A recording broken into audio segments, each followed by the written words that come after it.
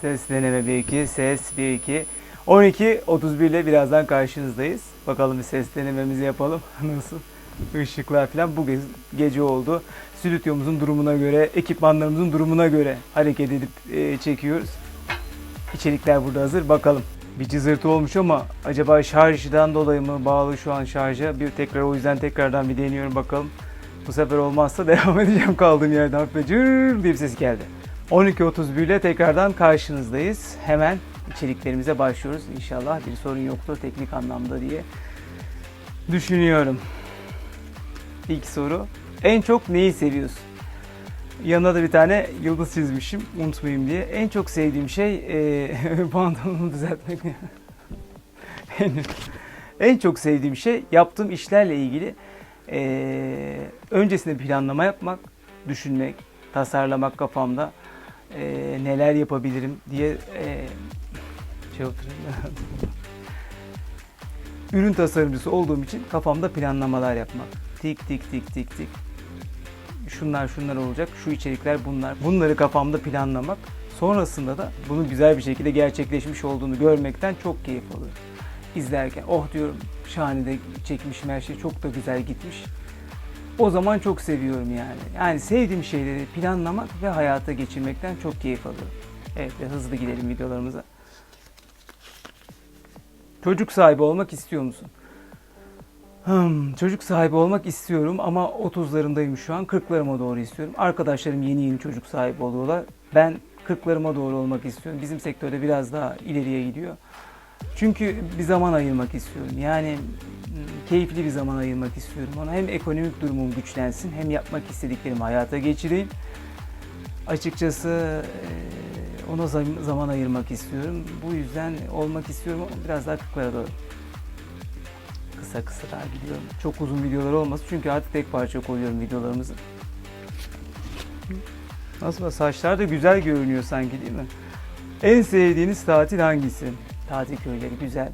Alakart restoranı olan, club'ı olan, güzel havuzları, deniz kıyısında, iskelesi, spası falan da olursa iyi olur. Hamam, masaj onları da seviyorum. Spor salonu mutlaka olmalı.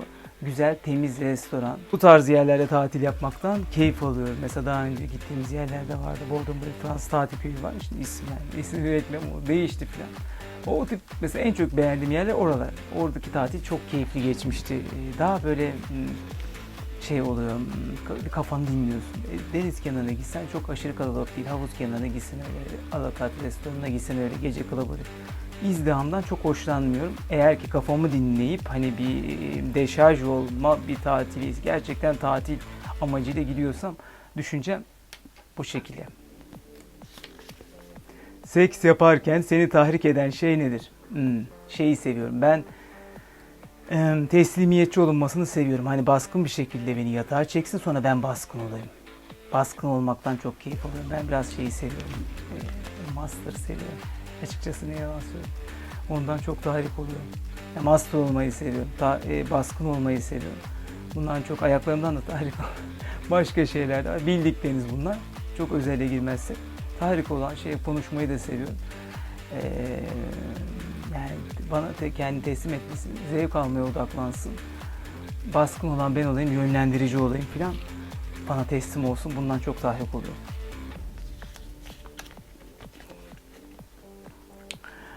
Din veya aklıma bir şeyler geldi. Din veya maneviyat için ne yan yana gelmiş. Neyse. Din veya maneviyat sizin için ne kadar önemli? Çok önemli. Ya ben daha önce de söyledim. Modern muhafazakar bir insanım ve çocuktan beri dua okumayı çok severim. Camiye giderim, cuma namazına da giderim. Evimde dua okurum. Ezbere bilirim mesela Felak, Nas, İhlas, Fatiha, Ayet-el Kürsi ezbere bilirim bunları. Bunlar çok önemlidir. Onları okurum geceleri. Devamlı yaptığım şeyler bunlar. Dinle ilgili. Müslümanım. Allah'a inanıyorum. Bizim dinimiz bence sevgi dini, korku dini değil. Allah'a şükür olarak yaklaşıyorum. Yani verdiği güzelliklerden, sağlık ve her türlü hayata bana verdiği güzelliklere kişiye haksızlık yaparsam veya herhangi bir şekilde gereksiz bir şekilde sinirlenirsem Allah'a haksızlık eder. Yani bana verdiklerinden dolayı onu gücendireceğim ve haksızlık edecekmişim gibi geliyor. Mesela birisi kötülük yaptı, ona kötülük yapmıyorum. Diyorum ki bu kötülük bana başka bir güzel kapı açacak. Gerçekten öyle oluyor. Millet diyor ki ne kadar iyisin. Gerçekten öyle oluyor. Kimseye kötülük yapmak istemiyorum. Yapmak istediğim insanlara başarımla ders vermek istiyorum. Çok başarılı olarak, çok dik durarak, güzel hayat sunarak, güzel bir şekilde durarak onların önünde daha ders verici olduğumu düşünüyorum. Devamlı güçlü olmak, güçten hoşlanıyorum. Bu benim mesela manevi olarak da beni şey yapan. O yüzden mesela şeyden hoşlanmıyorum. Böyle hep feyz alırım, kıskanmam. Kendi hayatıma nasıl odaklanırım diye bakarım başarılı insanlara. Hiç kimse yani ilgilenmem. Başarılı insanlarla ilgilenirim. Onları da kendime adapte ederim. Hep kendime odaklanırım. Hep öyle giderim mesela. Kıskanç da değilim. Bizim din de sevgi dili.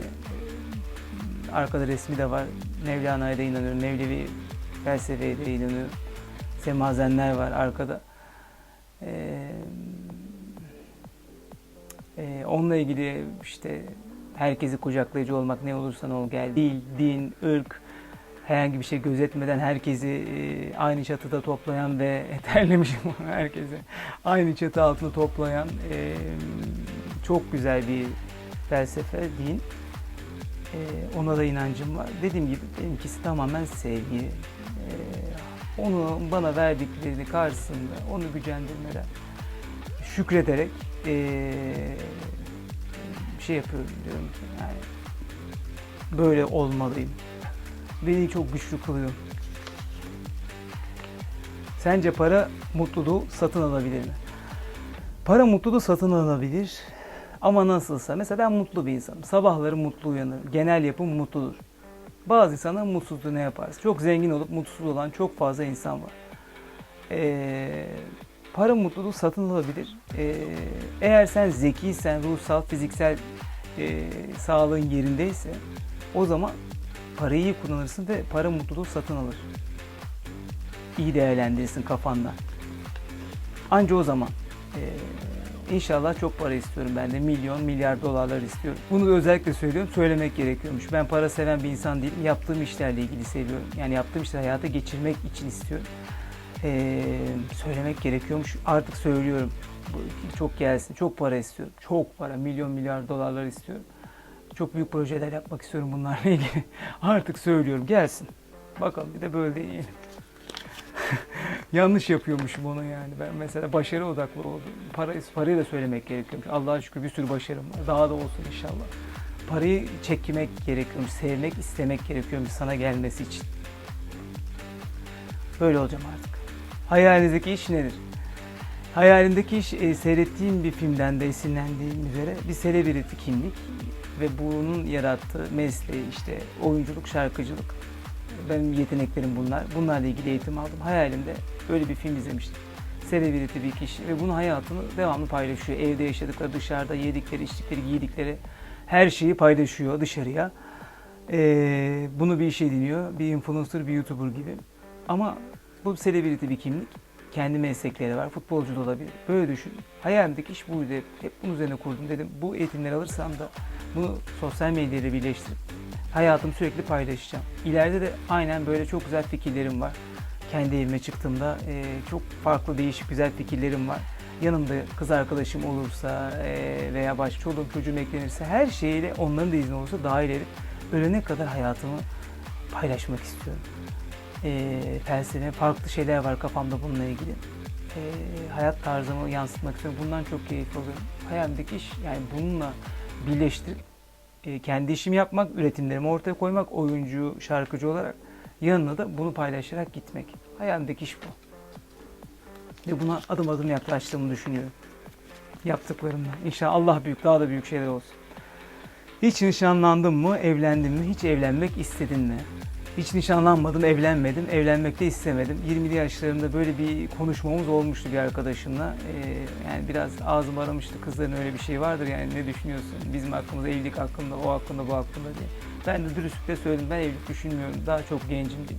Şimdi düşünüyorum ama çocuk olursa evlilik olması taraftarıyım. Aynı evde yaşayabiliriz.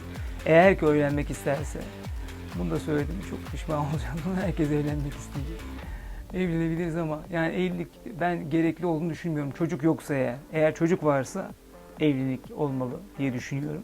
Bilmiyorum, düşünce böyle ama değişebilir insan. Büyük konuşmayayım yani, belki iyice de kapatayım, kendime saklayayım diye.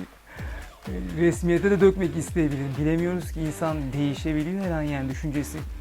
O yüzden hani karşı değilim ama çok böyle taraftar değilim. Çocuk olduğunu da istiyorum açıkçası. Hiç aşık oldun mu? İlk görüşte aşka inanır mısın? İlk görüşte aşka kesinlikle inanıyorum. Hormonal bir şey oluyor. Aşık tabii ki oldum. 2-3 kere oldum. Anlatmıştım da daha önce de.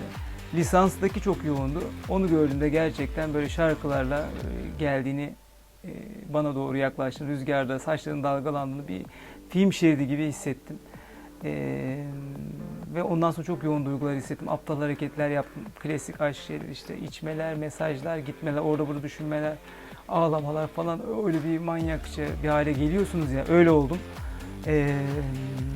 Sonra geçince tabii insan birbirlerinin karakterini görünce şey oluyorsun yani, ya devam ediyor ya bitiyor. İşte çok hoşlanmak daha önemli.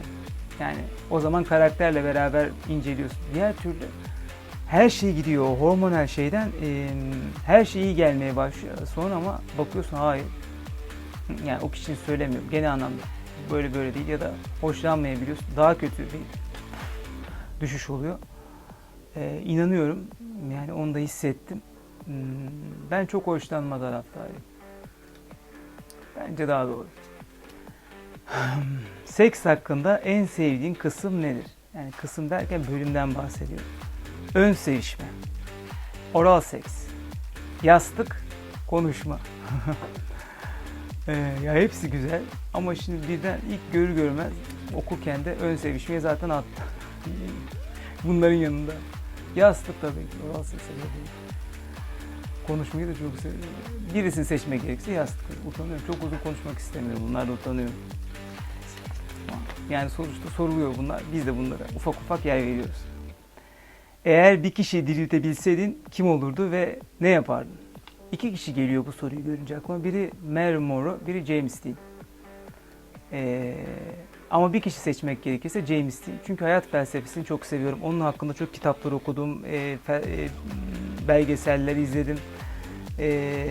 Çok farklı bir insan. Hayata bakışı, felsefesi, oyunculuğunun yanı sıra. Mesela bir sözü var. Diyor ki hayatımda benim büyümemi engelleyen her şeyden ve herkesten nefret ediyorum. Ben de bunu motto olarak aldım. Bir sürü şey görebiliriz. Gelişim, büyüme. Ben de öyle.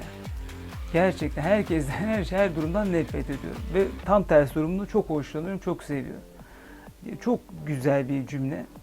Kendi hayatıyla ilgili. O yüzden onu hani kanka anlatsana daha neler.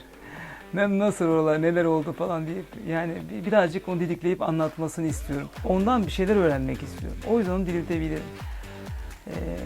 Farklı bir insan, kafasını anlamak istiyorum, onu incelemek, anlamaya çalışmak istiyorum.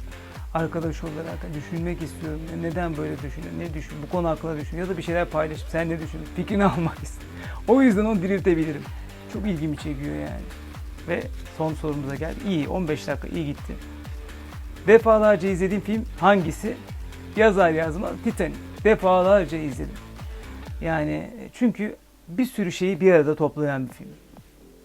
Aşk, bilim kurgu, hikaye, gişe filmi, sanat filmi, aksiyon. Yani bu filmde ne ararsan var yani sanat yönetmenliği kısmını tutsan, yönetmenlik kısmını tutsan, görüntüyü tutsan, teknik anlamda tutsan, oyunculuğu tut, ışığı tut, ne tutarsan tut.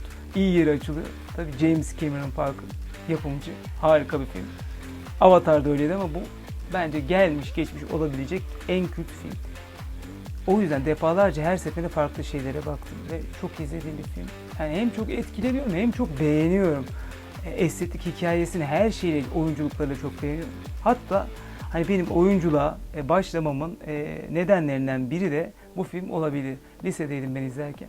Çok etkilendim yani, çok imrendim. Hani dedim ki keşke böyle Leonardo DiCaprio gibi böyle bir projede, Allah'ım ne olur olabilsem, böyle büyük bir projenin içinde oyuncu olarak olabilsem diye öyle hayal kurmaya başladığım, hani oyunculuk anlamda insan hayaller kuruyor ya, birilerinden feyz alıyor ya. Bu film mesela çok etkilemiştir onu. Çok beğendiğim film var ama bu beni ona itmişti düşünce olarak. O yüzden benim için çok önemli. Defalarca izledim. Böylelikle 12.31'in sonuna geldik. Her zaman dediğim gibi kendimle ilgili her şeyi burada bulabilirsiniz. Emre Hozma'da YouTube kanalında. Ben vlogla ilgili de yeme içme falan, spor bir şeyler yapacağım gene. Onunla ilgili de bir şeyler çekmeyi planlıyorum bugün. Bakalım. Görüşmek üzere.